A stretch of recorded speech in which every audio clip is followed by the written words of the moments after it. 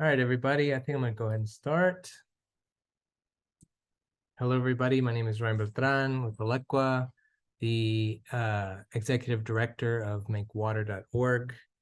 Our mission is to actually challenge students to become citizen scientists and tinker and innovate water purification and learn technology, learn STEM along the way.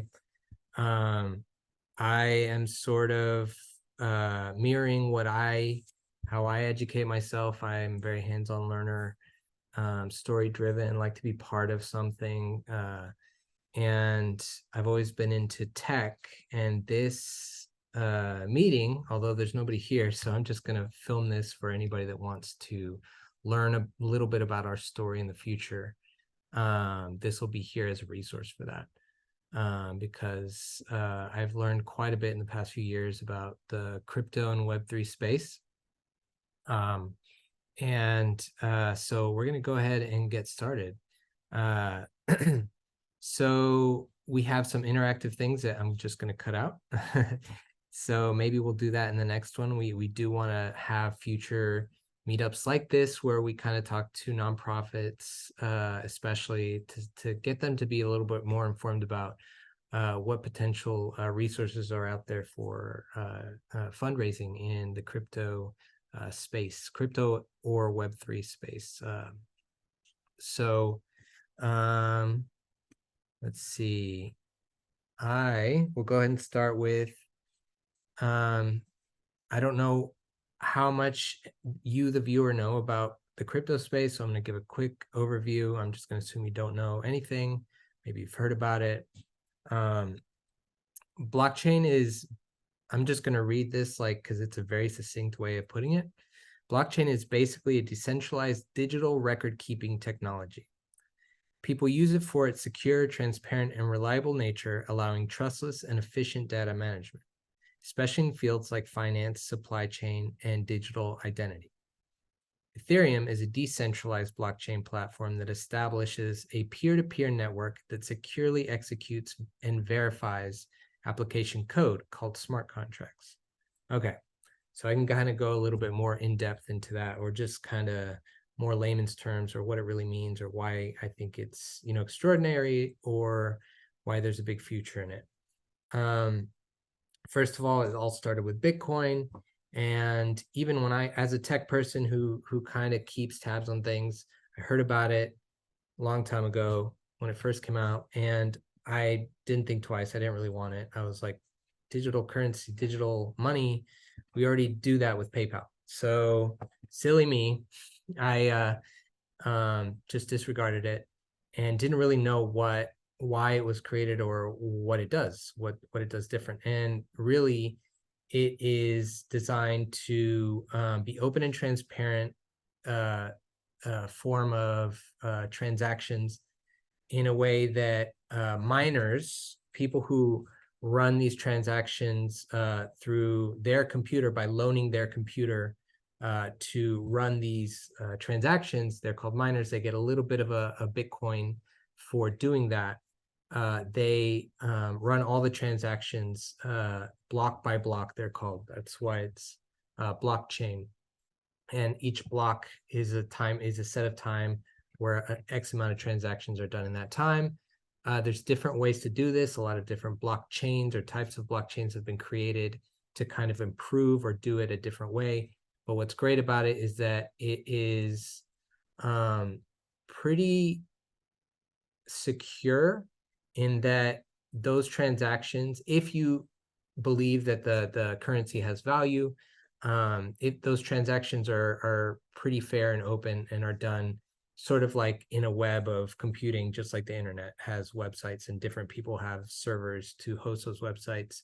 Those miners run those transactions, and you send one Bitcoin from one person to another. It is run through that transaction. You can't double it. You can't kind of refute it.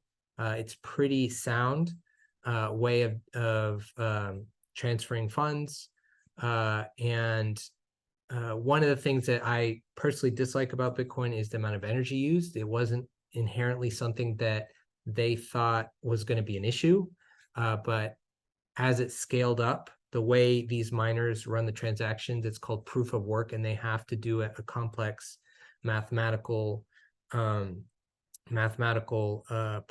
and solve it. And as more miners come out and more transactions happen, they compete.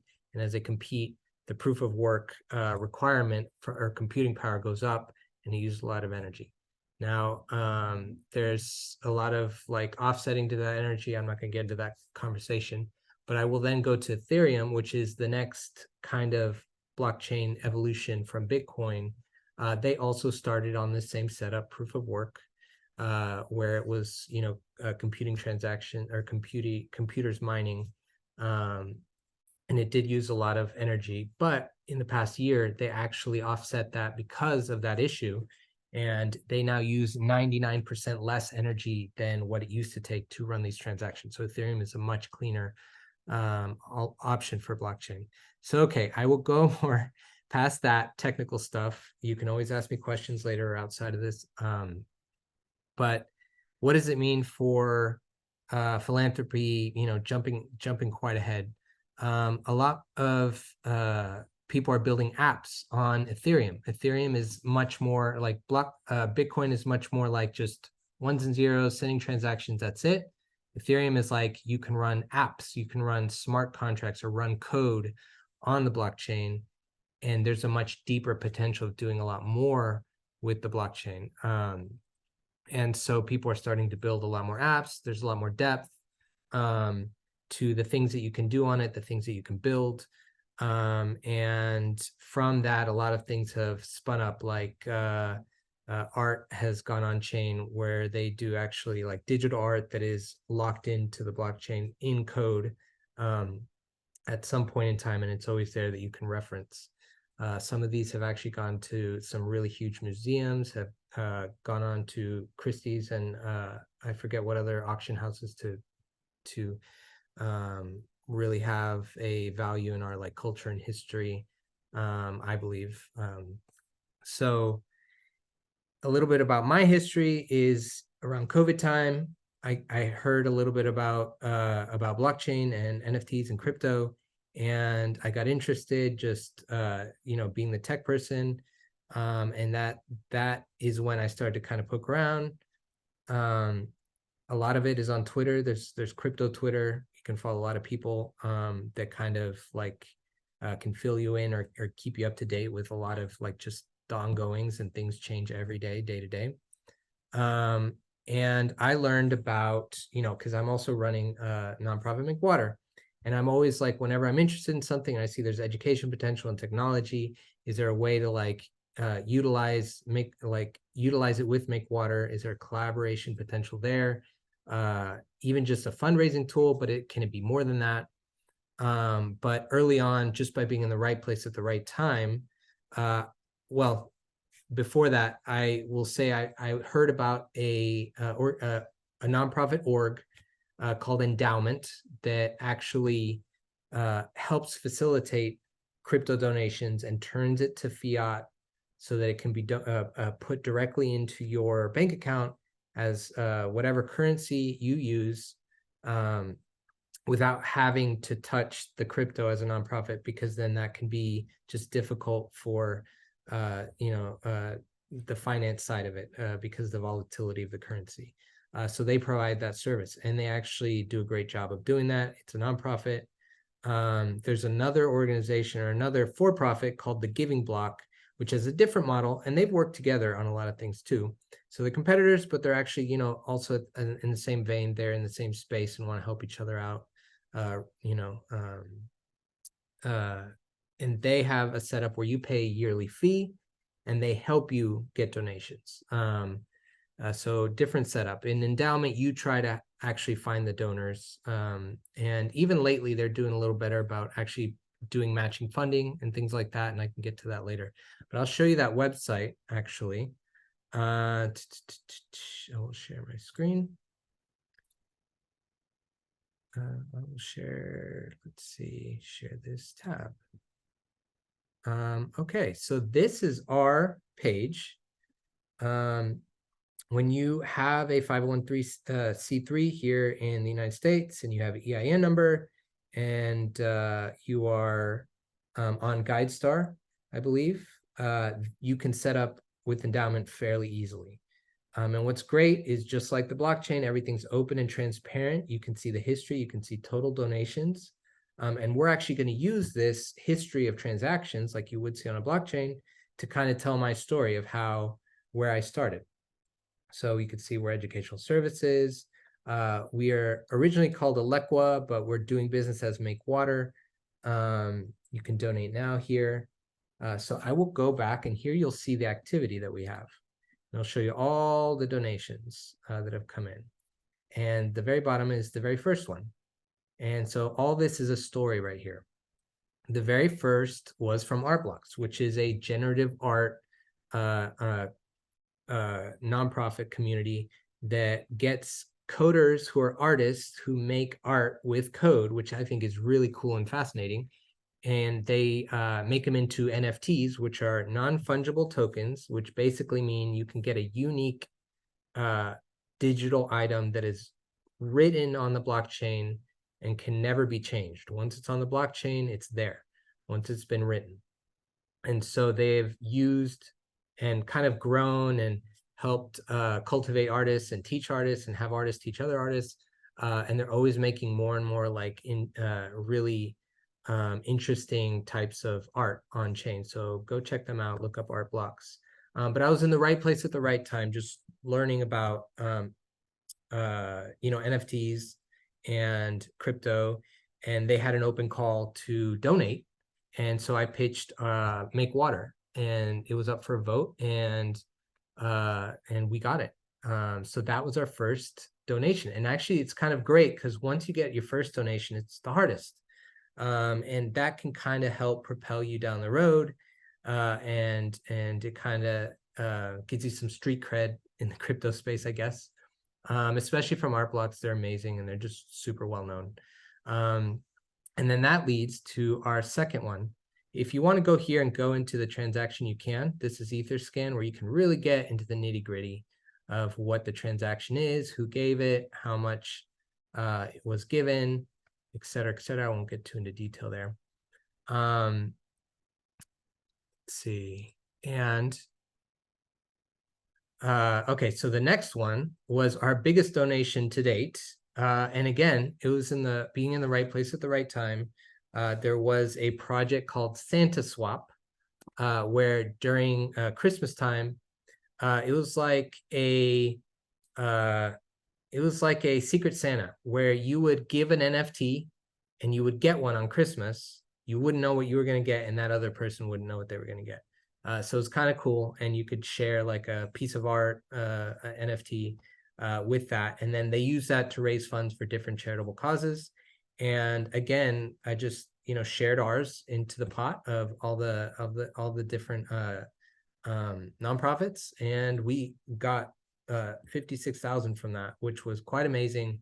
Really helped us out, really boosted us as a nonprofit, a small, scrappy nonprofit.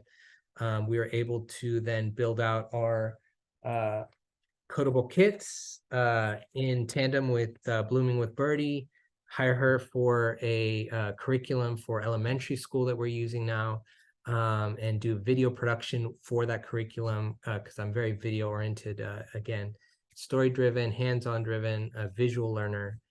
So thanks to Santa Swap, we were able to do that. So in this space, there's a lot of potential for giving and people who want to give back. And on that note, one of our interactive portions of this that we were going to do was kind of to ask some things that what are some things you've heard of in crypto? And a lot of times there's scammers. I'm not going to beat around the bush. There's a lot of scams in the crypto field where it gives it a bad name. But just like anything on the internet, just like phishing scams, where email spam and scams, the same thing happens in this space. And the thing is, it really preys on people that think they're going to make a quick buck. How you transact on this on chain is what they call it. If you're transacting or sending and receiving crypto with your own personal wallet is what you use. You can do it. You can transact on a centralized exchange where it's a little safer in a way. But some of those centralized exchanges have even gone under due to like the FTX, what happened with them. So a lot of people want to do it through their own wallet and be custodian of their own funds. And when you have that kind of quick access to sending and receiving transactions and funding, there's times where you can really get scammed just with one quick error. And there's a lot of like education out there about security. This is not really going to go into that, but I'm just telling you, one of the things that you have to learn if you're in this space, not necessarily as a nonprofit, because maybe you can just do it where you don't even have to touch a wallet. You just work with endowment and they do all that back end stuff for you. You find the donor through crypto and they send it right to your bank. So this is more of like if you're on a personal level or your nonprofit wants to get their own wallet for some reason. But there's a lot of safety measures that you can take, and that's a whole nother conversation. But scams are a thing in crypto, but I don't think that they should really take over the discussion when it comes to crypto. It should be something you should consider. You should consider security, but really, I feel like the tech and potential in the future of it and the benefits will outweigh the negatives in the long run. So going forward, the next one here on our list is from Little Nouns. This is an exciting one. They helped us while we were creating this, the curriculum and such. Little Nouns helped us with our first production run of these while we were still in the like development phase. And they helped us actually, we pitched a proposal on something called Prop House, which is a place, and I'm going to have some links here that y'all can go check out. But Prop House is a place where you can propose something to a different community. So Prop House is a place where you can pitch proposals and they will fund things. Like right now, Base is a Coinbase related project that is funding things and have open calls for proposals. And anybody can propose. The thing is there's a lot of potential in this space for nonprofits to do to just pitch and say, hey, we could use funding for this. And part of it is like, just like a grant, you have to tell your story and be interesting and kind of maybe fit the narrative of what they're looking to fund. But a lot of times they really are trying to fund things that are for climate, for education, for tech, for art. So if any of what you're doing fits that, I'd really recommend like checking out Prop House or even going on the crypto Twitter and learning a little bit more about what some of these groups and organizations do. Because I think not enough nonprofits are really tapping into this potential resource. So we had one, let's see, Nouns DAO, and here you can see our prop. So here you can see our prop. We proposed 3,000 water purification kits and workshops for students for 20 ETH. I don't recall what 20 ETH was at that specific time, but we won. Pretty great. It was 211 for, 4 against. Here was our proposal. But funny enough, what happened because of volatility, and it doesn't always get this volatile, but right when this happened, there was a huge dip in the price of Ethereum. So we actually ended up only able to really do 2,000 kits for what we wanted. And then the rest of these are just smaller donations. Some I've even donated. And then lastly, I want to highlight that Endowment has this universal impact pool, which we actually, in the first quarter of them launching this universal impact pool, we were first place. And how it works is there's a quadratic funding kind of algorithm, which I can't explain right now, but you could go here and check it out, where they kind of not only focus on who gets the most donors, but how many donors overall are focused on one project or mission. And they try to divvy up every quarter a certain amount of funding that they have to match and give out. So right now, Hawaii Community Foundation, a big one, people really want to help them out right now, is at the top of the list for this quarter. And you can also see recent activity of who's donated. This wallet donated 60,000 USDC, which is a type of US dollar coin that matches, is pegged to the dollar amount. It's a type of cryptocurrency. Here we are from a recent grant recipients in the past. So again, all this is on chain, and it tells a story of our history of going through and how we've gotten grants over the past couple of years.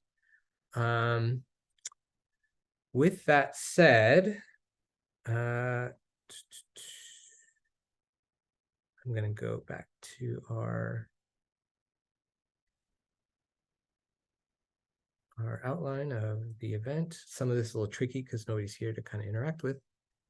So I'm just going to kind of go to kind of identifying challenges and opportunities. And then I'll probably close it out. Some challenges that I sort of see is it's very complex dealing with cryptocurrency. I think endowment does a great job of kind of just like making it easy for nonprofits. I think the Giving Block does too. I just don't have as much experience with them. But I will say that some of the hurdles are just education about the space. I really believe there's a lot of potential in doing kind of out of the box ideas. Like for instance, our citizen science, I've always been interested in the idea of having some of our data live on the blockchain as something to make it accessible to those on the blockchain. I've also been interested in seeing if any of the coding of our kits or even teaching code could garner interest for students that maybe want to learn how to code smart contracts for Ethereum. Other things that, well, that's kind of getting into opportunities. I'm going to think of more challenges. Again, it's just the onboarding and education. It's going to take a while because it's difficult. But I see more and more apps that are coming out that are using what is beneficial of crypto in the background. A lot of times as I've grown in this space, I've seen that they put it at the forefront, like, oh, we're using blockchain technology to do this, this, and this. But really, there's some places like Reddit, for instance, started giving out these avatars, and nobody knew, but they were actually being given out as an NFT on the blockchain. But they just said, it's being done this way because it's convenient. We're not really going to shout out about it being on the blockchain or whatever. It's just being done in this way, and you can have these little like Reddit avatars, and you can trade them, buy them, and sell them. That's one way that I've seen people use it without even really talking much about it. But there's a lot of people going on to learn more and utilize it more. I see like Coca-Cola is going with Coinbase. I've seen Nike do stuff in the space. Adidas. I could probably keep listening. I'm drawing a blank now, but there's that. And so the opportunities I sort of see again is there's a lot of potential when you can actually gain access to funding. If you are somebody who doesn't have credit, like in another part of the world where you don't have access to credit, don't have access to bank, don't have access to loans, I've seen some projects where they actually are doing loans via lending through smart contracts to fund people all over the world that maybe want to build something out, build their own business. And other ideas that I've seen float about are taking out the middleman out of certain sort of businesses, like say Uber takes a big cut from their drivers. But if all that was encoded into a smart contract app, where it was basically the code was there, open to see, maybe open source, where developers could tinker or edit it, you could have more of a person to driver interaction than a middleman.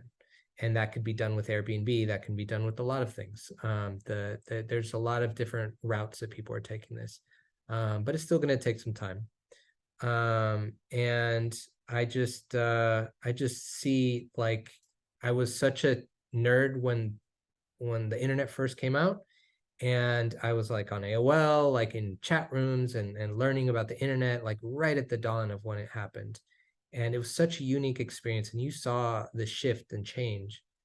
And I'd never seen anything like that till I really learned about blockchain technology. And then what's weird is once you start talking about it or learn about it and you're fascinated about it, then you like it's hard to always talk to everybody about it because it's like you kind of need to learn a bit piece by piece to kind of get that. And just like when the internet came out, there was a lot of like, what is it? It's a fad. And even I thought about that with the blockchain. So, anyways, I guess to end this video is just have an open mind, especially if you're another nonprofit looking to fundraise. I'm always here to answer questions. I like talking about this stuff and brainstorming or maybe even collaborating in this realm. But have an open mind, learn a little bit about it, maybe reach out to the endowment or blockchain or giving block people. And yeah, thank you for watching this, and feel free to reach out. And I hope to see you at our next monthly meeting. Take care, y'all.